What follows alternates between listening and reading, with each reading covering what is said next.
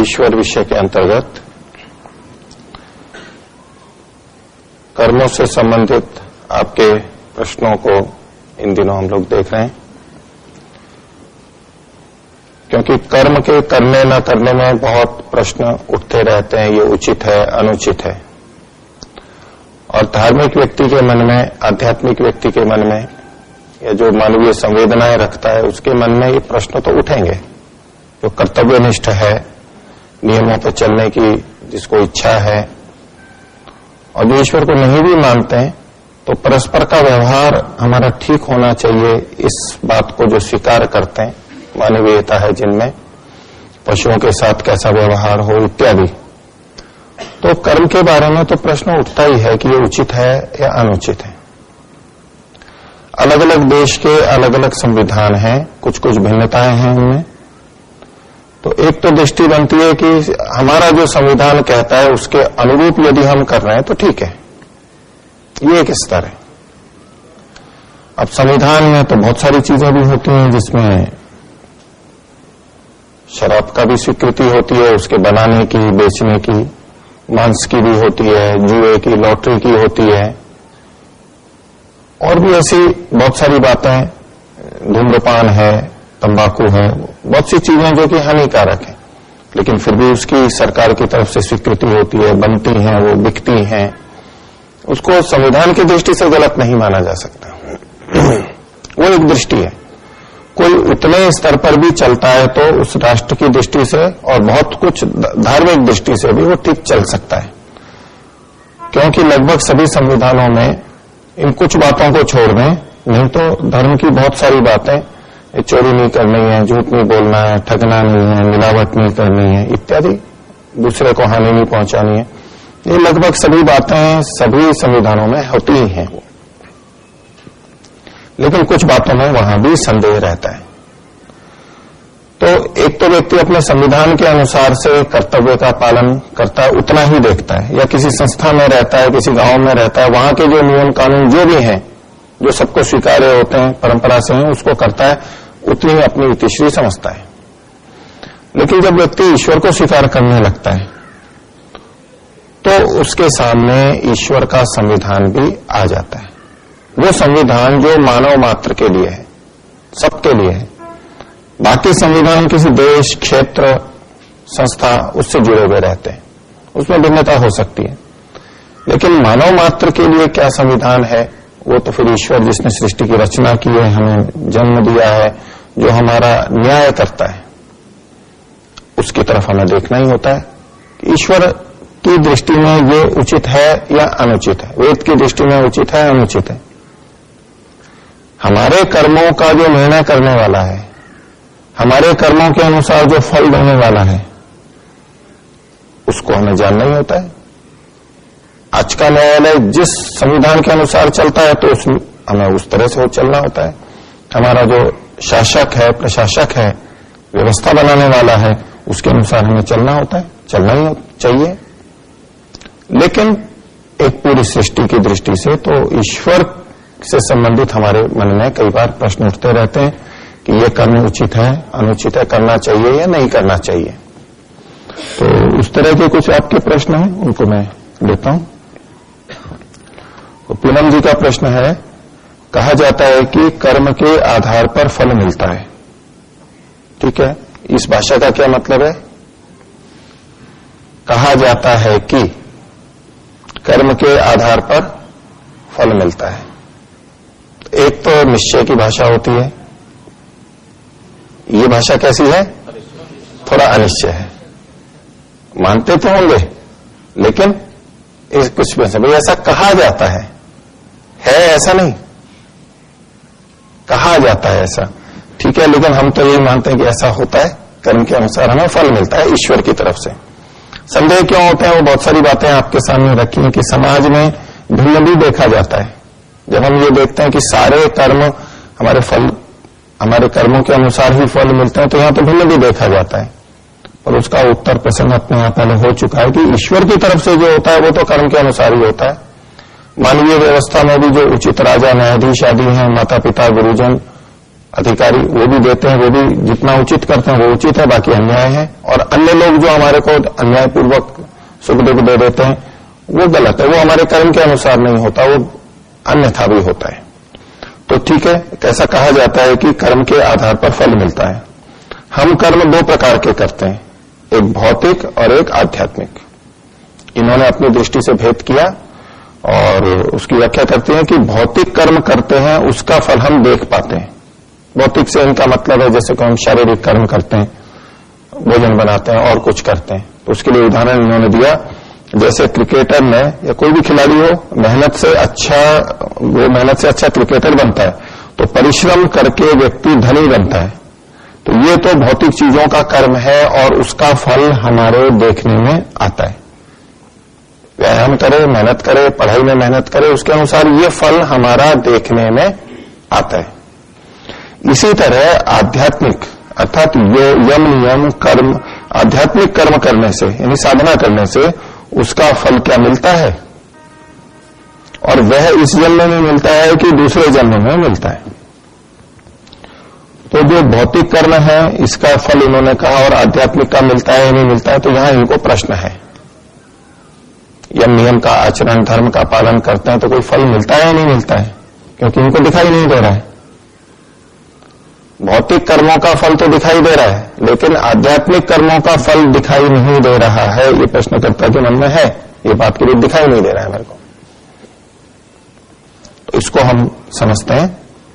पहली बात तो ये देखें कि जब हम कर्म और फल की बात करते हैं तो एक वो तरीका है कि हमने कर्म किया और वो हमारे कर्माशय में चला गया, संचित हो गया, और ईश्वर की व्यवस्था से हमें फिर कभी उसका फल मिलता है, उस जन्म में, अगले जन्म में, कभी भी।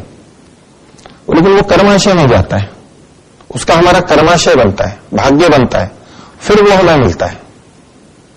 और एक ऐसा है कि हमने कर्म किया, अब दौड़ लगाई, पसीने आने लग गए, भूख अच्छी लगी, शरीर सशक्त हुआ इत्यादि, थकान आई। अब ये जो चीजें हो रही हैं, जिसको ये भौतिक कर्म की दृष्टि से कह रहे हैं कि खिलाड़ी ने खूब मेहनत की अपनी और अपने क्षेत्र में अच्छा खिलाड़ी बन गया, वो राष्ट्रीय अंतर्राष्ट्रीय स्तर पर बन गया। अब इसको जो उसके कर्म का फल कहा जाता है, हम यही बोलते हैं ना, खूब मेहनत की तो परीक्षा में अच्छे अंक आए, मेहनत का फल मीठा होता है। ठीक है, ये जो कर्म और कर्मफल है ये कर्माशय वाला नहीं है। इन दो को आपने भेद करके देखना होगा। जिसे हम कर्माशय में जाने से फल मिलने की बात करते हैं वो ईश्वराधीन है, वो ईश्वर की व्यवस्था से होता है। और जब हम भाग्य की बात करते हैं तो वो भाग्य वही होता है पीछे का। अभी वर्तमान में हम जो बहुत सारी क्रियाएं करते हैं इसको हम सामान्य रूप से फल कह देते हैं, लेकिन इसको हम परिणाम प्रभाव के रूप में देखें, थोड़ा सा उसमें अंतर रहेगा, समझने में अंतर रहेगा। कि एक खिलाड़ी ने मेहनत की और जो सफलता प्राप्त की, ये सफलता मिली, ये एक बात हो गई। क्या उन कर्मों से उसका कोई कर्माशय भी बना, जिसको हम पाप पुण्य कर्माशय, धर्म अधर्म इत्यादि जो नाम से बोलते हैं, क्या उसका वो कर्माशय भी बना? तो हमें ये स्पष्ट होना चाहिए कि इससे कोई कर्माशय नहीं बना। अब कोई व्यायाम कर रहा है, अच्छा अध्ययन कर रहा है, इससे कोई कर्माशय नहीं बनता है जिसका फल आगे मिलेगा। ये तो ऐसी चीज है जो उसी समय मिल जाता है। हमने अग्नि जलाई, उस पर कुछ पकाने के लिए रखा, वो पक गया, तो हम ये कहें कि देखो कर्म का फल मिल गया। ये कर्माशय में जाकर के फल मिला हो ऐसा नहीं है। हमने अग्नि जलाई, उससे कर्माशय बना और उस कर्माशय के कारण से भोजन पका है, ऐसा नहीं है ये। तो ये जो भौतिक कर्मों की बात इन्होंने लिखी, ये तो हम जो कर्म करते हैं ये प्रकृति के नियम बने हैं, उसके अनुसार ऐसा होता है। असावधानी से चला, ठोकर लग गई, गिर गया, टकरा गया, कहीं दुर्घटना हो गई। अब ये वो कर्म के पिछले कर्मों के कर्माशय से नहीं है, ये तो यहां पर की क्रियाएं हैं, ऐसा हो गया। शराब पिया, लड़खड़ा रहा, गिर गया, चोट लग गई। अब इसको हम सामान्य भाषा में ये कह रहे हैं कि एक अपने कर्म किए, क्यों शराब पी थी, क्यों सावधानी रखी थी, अपने कर्म का फल आ गया ना। इस तरह के फलों को अलग रखना चाहिए ना, दो भाग बांट के रखने चाहिए। भले ही हम इसको फल कह दें, परिणाम प्रभाव न कहना चाहें, फल कहना चाहें, ठीक है, फल शब्द से भी बोल दें, लेकिन जिस समय हम ये कर्म फल व्यवस्था की बात करते हैं, ईश्वर की न्याय व्यवस्था की बात करते हैं, तो ये थोड़ा सा भेद हमें अपने मन में रखना चाहिए कि इस कर्म का कर्माशय बनकर के फल आया है, संचित हुआ है और फिर प्रारब्ध बन के हमारे पास आया है, अथवा तो परिणाम के रूप में। तो जो इन्होंने ये भौतिक चीजें बताई, व्यायाम आदि है और कुछ है, तो इसका जो ये फल आ रहा है ये हमें दिखाई देता है, ये एक तरह का परिणाम और प्रभाव है, कर्माशय वाला नहीं है। अब दूसरा इनका इस आगे प्रश्न था कि जो आध्यात्मिक कर्म है, जैसे यम नियम का पालन है, तो इससे भी क्या कोई फल मिलता है भौतिक की तरह से? तो इसको भी मैं दो भागों में बांटता हूं, एक तो उसका कर्माशय बने तो, और एक है कि तत्काल हमारे को जो मिलता है। तो पहले भौतिक की तरह से तत्काल जो हमें प्रभाव आता है कि किसी ने यम नियम का पालन किया, अब अहिंसा का पालन कर रहा है कोई, तो अहिंसा के पालन करने से ये परिणाम नहीं आ जाता है कि हमारे दूसरों से अच्छी बनती है, झगड़ा नहीं होता है, हम दूसरों को बाधा नहीं पहुंचा रहे हैं, तो हमारे प्रति किसी का कुछ दुर्व्यवहार होने की संभावना बहुत कम हो जाती है। हम सत्य बोल रहे हैं, झगड़े नहीं होंगे, व्यवहार अच्छा रहेगा, लोग हमें अच्छा समझेंगे, हमसे प्रेम होगा, वो हमारे पर विश्वास होगा। अब ये जो सारी चीजें हो रही हैं, ये यम नियम के पालन से कर्माशय बना और फिर हमें ये मिल रहा है, ऐसा नहीं। ये तो हमने ऐसा किया, जैसे भौतिक जगत में होता है, ये हमारा चेतनों के बीच में व्यवहार हो रहा है, मनुष्यों के बीच में व्यवहार हो रहा है, वो उस तरह की प्रतिक्रिया नहीं, अनुकूल प्रतिक्रिया आती है हमारे लिए, हमारे को सुविधा होती है। और जो समस्याएं हम खड़ी कर सकते थे, हिंसा करके, चोरी करके इत्यादि, झूठ बोल के, व्यभिचार करके, वो जो हम कुछ दूसरों के प्रति अन्याय अत्याचार कर सकते थे, उससे हम बचे, और उसके कारण से जो प्रतिक्रिया हो सकती थी उससे बचे, संस्कार, कुछ संस्कारों से बचे। गलत कार्यों को करेंगे तो बार बार उसी के संस्कार भी बनेंगे, और वो संस्कार फिर हमारे को आदत बनाएंगे, हम बार बार वही करना चाहेंगे, और बार बार करेंगे तो कितनी बार बचेंगे, हमारा हौसला बढ़ेगा, हम और बड़े बड़े बुरे कर्म करने लगेंगे और पकड़े जाएंगे और जीवन भी चला जाएगा। अब ये जो सारा का सारा होगा, ये सीधे सीधे कर्मफल नहीं है, और समाज की व्यवस्था से भी जो फल मिलता है, न्यायाधीश देते हैं, उसको भी हम फल कहते हैं, लेकिन वो कर्माशय में जाकर के बनाए ऐसा नहीं। हमारे यहां की व्यवस्था है शासन की, उसके अनुसार से हमें दंड और पुरस्कार मिलते हैं। हाँ, वो कर्माशय में जा सकता है बहुत से ऐसे कर्म, लेकिन जितना फल हमें यहां मिला उसका बचा हुआ फल परमात्मा की तरफ से बाद में हो जाता है। तो यम नियम के पालन से, अब सफाई की व्यवस्था कोई रखता है तो उससे उसका स्वास्थ्य ठीक रहेगा। अब इसको सफाई से जो फल मिला है, फल ना कह करके उसका परिणाम प्रभाव है, और फल भी कहना चाहें तो कह लें, लेकिन ये कर्माशय में गया, हमने साफ सफाई रखी, उससे हमारा कर्माशय बना, और कर्माशय के कारण से हमें फल मिला कि हम रोगी नहीं हुए, ऐसा नहीं समझेंगे चीजों में। दो विभाग हमें करने होंगे। तो जिन चीजों का तात्कालिक हमें कुछ परिणाम प्रभाव दिखाई देता है, वो फल तो बिना कर्माशय में गए स्वभावतः होते रहते हैं। अब इसके दूसरे वाले को भाग को लेते हैं। तो यम नियम के पालन से बाह्य हमारा वातावरण अच्छा रहेगा, लोगों से संबंध अच्छे रहेंगे, स्वास्थ्य हमारा अच्छा रहेगा, और संस्कार हमारे अच्छे बनेंगे।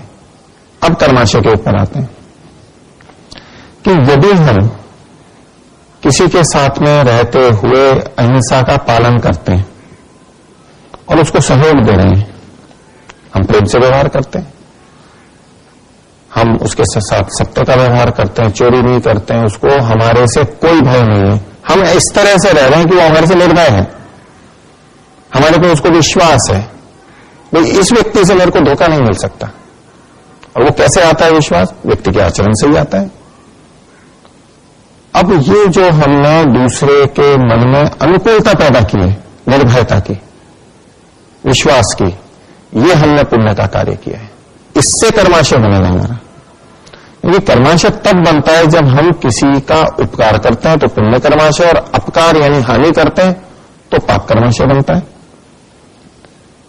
अगर हमारे मन में एक दूसरे के प्रति आशंका रहती है, भय रहता है, अविश्वास रहता है, तो भले परिवार में हो या किसी संस्था में हो, किसी कार्यालय में हो, कहीं भी हो, प्रशासन में हो, व्यक्ति कितना समय इन चीजों में गंवाता है, कितना उसको सोचना पड़ता है, कितना उसको सुरक्षा के लिए समय लगाना पड़ता है। आशंका हो तो हमें बहुत सुरक्षा करनी पड़ती है, और आशंका नहीं हो तो कोई सुरक्षा नहीं करती। हमारा समय बचता है, हमारा धन बचता है, हमारा मानसिक चिंतन बचता है, हमारा तनाव बचता है, नींद हमारी ठीक आती है, सब बहुत चीजें अच्छी बनती हैं।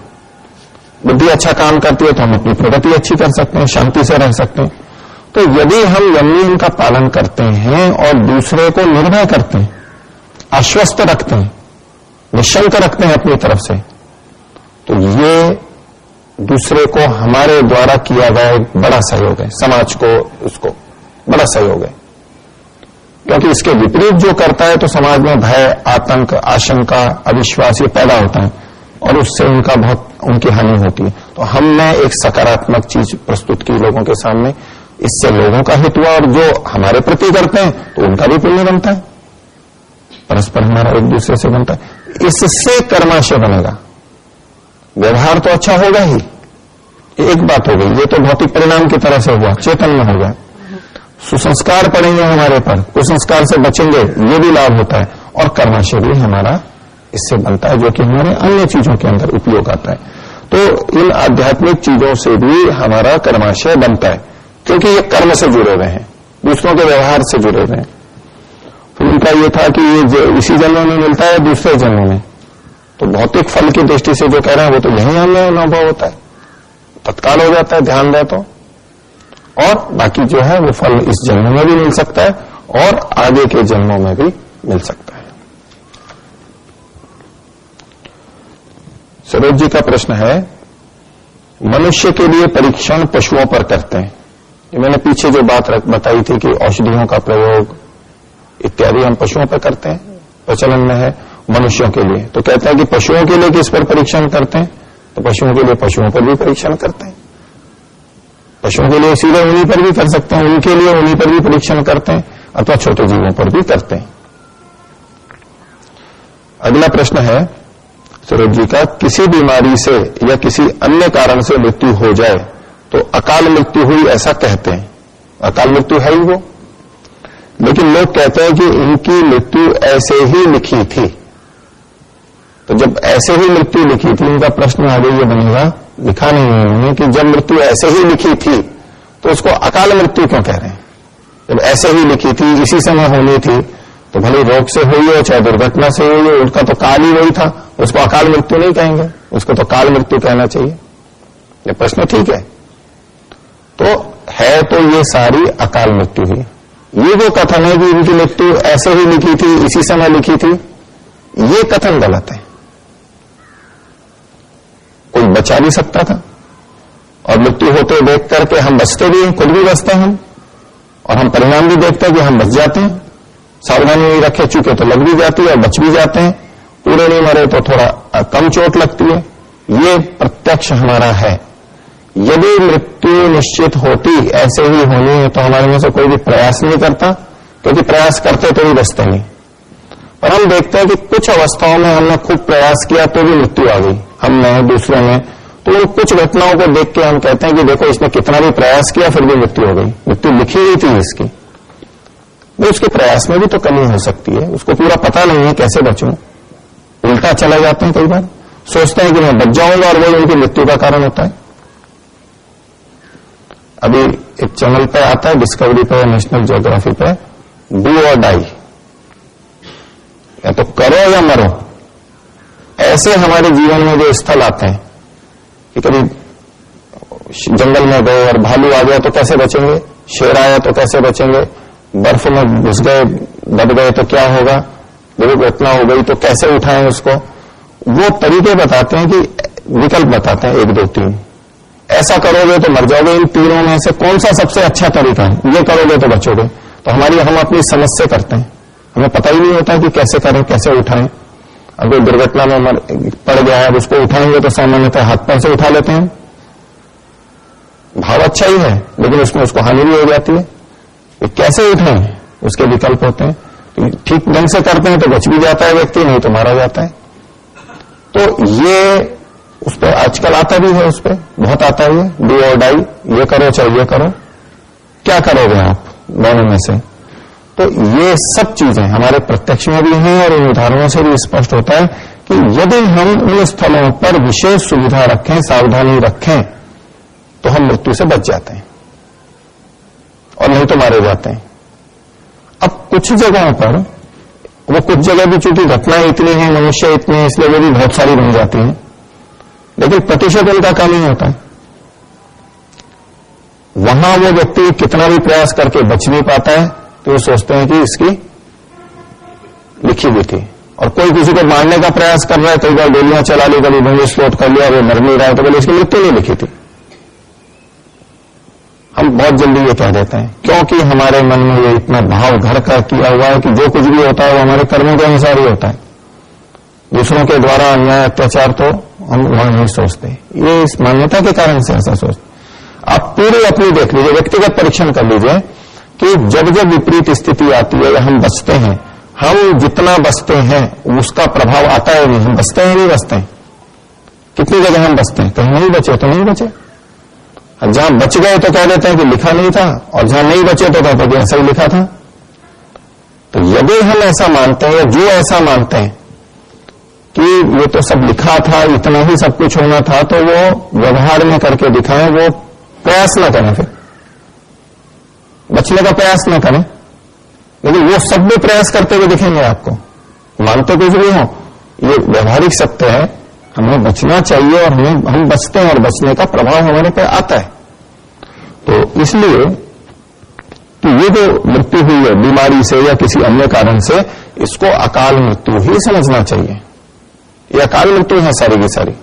मैंने आपको चरक संहिता का भी कारण बताया, शास्त्र का प्रमाण भी है प्राचीन का, तो वो ये सारी मृत्यु अकाल मृत्यु है।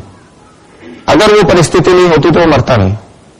अब सेना में इतने जने मरते हैं, युद्ध होता है, वो उनका काम ही ऐसा है, और खदानों में काम करते हैं और कई तरह के काम होते हैं, वहां मृत्यु का जो संभावना है, रिस्क फैक्टर है, वो ज्यादा होता है, मरते हैं, अपंग होते हैं। वो वहां नहीं जाते तो नहीं मरते। हमें पता लगता है कि वहां जो जाएगा उसमें इस तरह की बातें अधिक होती हैं, दुर्घटनाएं अधिक होती हैं। तो ये हमारे व्यवहार सावधानी असावधानी के कारण से होता है।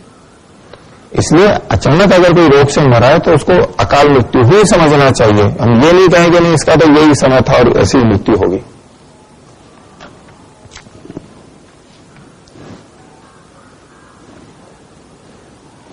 अगला प्रश्न है महेश जी का। कहते हैं कि समाज का कोई व्यक्ति हमें सुख दुख देता है तो उसके कर्मों का परिणाम हमें मिलता है। ये पीछे जो चर्चा हुई थी कि दूसरे जब हमें कुछ सुख दुख दे देते हैं तो ये हम कर्मों का फल नहीं है। उसने किया है तो उसके कर्मों का फल तो उसी को मिलेगा, जो करता है वही भोगता है। तो उसने किया और हमें मिला, इसको फल नहीं कहते हैं, कर्म का फल नहीं कहते हैं, ये उसके कर्मों का परिणाम या प्रभाव कहा जाता है। फल से अलग करने के लिए परिणाम प्रभाव शब्द को जोड़ा गया है। तो इसको तो इन्होंने कर लिया, मान लिया। अब आगे क्या प्रश्न उठा इनके मन में कि परंतु माता पिता हमें सुख या दुख दें तो उनके भी कर्मों का परिणाम हमें मिलना चाहिए, परंतु माता पिता कर्मों के अनुसार हमें मिले हैं, यानी माता पिता का व्यवहार हमें कर्मानुसार मिला है। इसमें क्या दो बातें इनको परेशान कर रही हैं, दो बातें बोली गई हैं, क्योंकि ये भी आपके सामने मैंने रखा था कि माता पिता का मिलना हमारे कर्म के अनुसार होता है, और माता पिता को कोई आत्मा का मिलना कि कौन सी आत्मा उस परिवार में जन्म ले रही है, इसमें माता पिता का भी कर्म जुड़ा हुआ रहता है। दोनों का सामंजस्य रहता है, तब वो आत्मा उस परिवार में आता है। तो अब ऐसी स्थिति में जब हमने पहले ये मान लिया कि हमें ये माता पिता मिले या इन माता पिता को ये बच्चे मिले और ये इनके कर्मों के अनुसार है, तो अब जो माता पिता के द्वारा हमें सुख दुख होता है अथवा बच्चों के द्वारा माता पिता को जो सुख दुख होता है, अनुकूलता प्रतिकूलता होती है, ये पिछले कर्मों के अनुसार ही सारी मानी जाए या तो ये अभी की है। यदि पिछले जन्मों के अनुसार मानी जाए तो वो तो सारी निश्चित ही माननी पड़ेगी फिर, और यदि वर्तमान के अनुसार माना जाए तो हम कहेंगे फिर ये पिछले जन्मों के कर्म के अनुसार नहीं हुआ, कि हम बाध्य नहीं है इसको करने के लिए। और इन्होंने आगे भी लिखा है कि परंतु माता पिता कर्मों के अनुसार हमें मिले हैं, यानी माता पिता का व्यवहार हमें कर्मानुसार मिला है। क्या माता पिता का भी हमें सुख दुख देने का कर्माशय बनता है? क्योंकि यह तो फल के रूप में ही हमें मिले हैं। तो इसको देखिए, दो ढंग से हमें देखेंगे। दोनों बातें वैसे ठीक हैं कि माता पिता कर्मानुसार मिलते हैं और माता पिता को बच्चे भी कर्मानुसार, वो जो आत्मा आई है वो कर्मानुसार मिली। लेकिन इसका ये मतलब नहीं है कि माता पिता अब जो कुछ भी करेंगे वो हमारे कर्म में लिखा ही था, और बच्चे जो भी करेंगे वो माता पिता के कर्म में लिखा ही था, ऐसा नहीं कहेंगे, ऐसा नहीं समझना है। हमारे कर्म के अनुसार ऐसी अनुकूल प्रतिकूल, या जितनी अनुकूल जितनी प्रतिकूल, हमारे को एक स्थिति मिल गई। अब जितना एक दूसरे को सुख दुख मिलेगा उसके अनुसार हमारा कर्माशय भोगा हुआ मान के वो कम हो जाएगा। लेकिन माता पिता हमें कर्म के अनुसार मिले तो अब माता पिता हमारे कर्म के अनुसार ही हमारे साथ व्यवहार करेंगे, ये बाध्यता हमारे को नहीं लानी है, क्योंकि मनुष्य कर्म करने में स्वतंत्र है। कर्मों के अनुसार ये मिले हैं, लेकिन फिर भी माता पिता हो सकता है बाद में यत्न करें, निर्धन से धनी बन जाए, मूर्ख से विद्वान बन जाए, उल्टा भी हो सकता है। और बच्चे भी ऐसे हो सकते हैं, बहुत अच्छे भी बन जाए, मेहनत कर लें और ना भी करें, ये उनकी अपनी कर्म की स्वतंत्रता है। लेकिन एक परिस्थिति हमारे को सामान्य रूप से कर्मानुसार मिली, लेकिन वर्तमान के कर्म की स्वतंत्रता भी माता पिता के पास भी और बच्चों के पास भी, दोनों के पास में है। और अब इसके अनुसार जो जो वो कर्म करेंगे और उसके अनुसार जो हम एक दूसरे को सुखी दुखी करते हैं, उसके अनुसार सबका कर्माशय अपना अपना बनता रहेगा। ये परिवार में भी बनेगा। हम सोचें कि हम बाहर कुछ उपकार करते हैं तब परोपकार होगा या हमारा धर्म बनेगा, परिवार में करें तो कोई पुण्य नहीं है। परिवार में भी होता है। परिवार में कोई व्यक्ति खूब अच्छी सेवा करता है, ध्यान रखता है, मेहनत अधिक करता है, कोई लापरवाह है, कम ध्यान रखता है, लेकिन वह तो साथ साथ रहे। कोई बहुत कार्य करता है, कोई कम काम करता है। ये सब चीजें जो भी हम एक दूसरे के लिए करते हैं, एक एक आत्मा की अलग अलग इकाई, हर जीवात्मा की अलग इकाई, उसमें हम जब भी एक दूसरे के साथ व्यवहार करते हैं, चाहे समाज में चाहे परिवार में, परिवार भी एक तरह का समाज ही है। और वैसे हम माता पिता और बच्चे क्या हैं, तो संयोग से हैं, बाकी हर आत्मा स्वतंत्र है। उनके सबके अपने अपने कर्माशय हैं, सबके अपने अपने कर्म हैं, उसके अनुसार कर्माशय बनता रहता है। तो माता पिता कर्मानुसार मिले, बच्चे कर्मानुसार मिले, फिर भी कर्म की स्वतंत्रता वाली बात यहां भी जो कि तो विद्यमान है।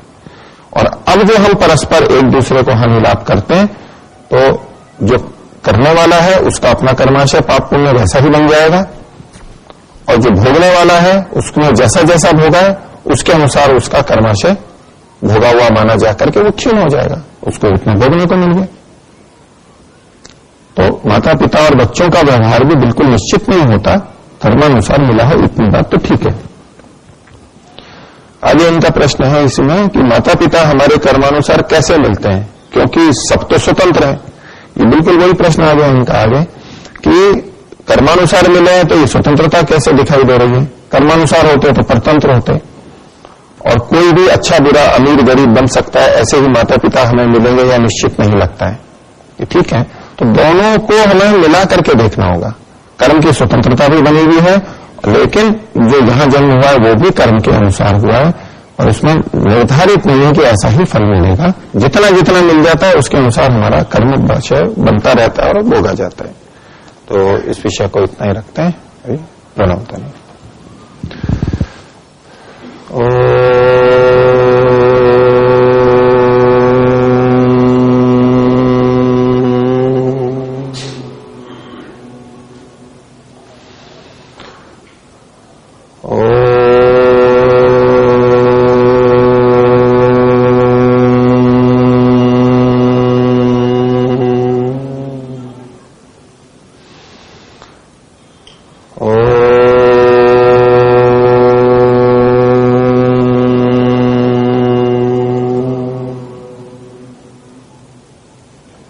सभी को सादर अभिवादन। ओम शुभ। बैठे रहिए, अभी आ जाइए।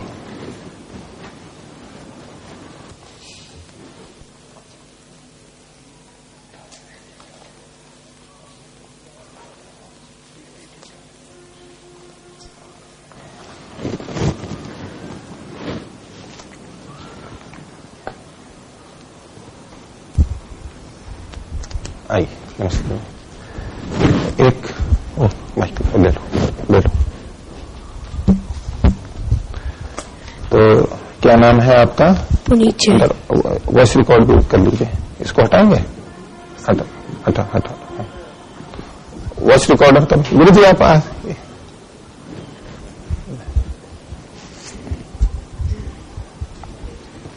इधर यहाँ बस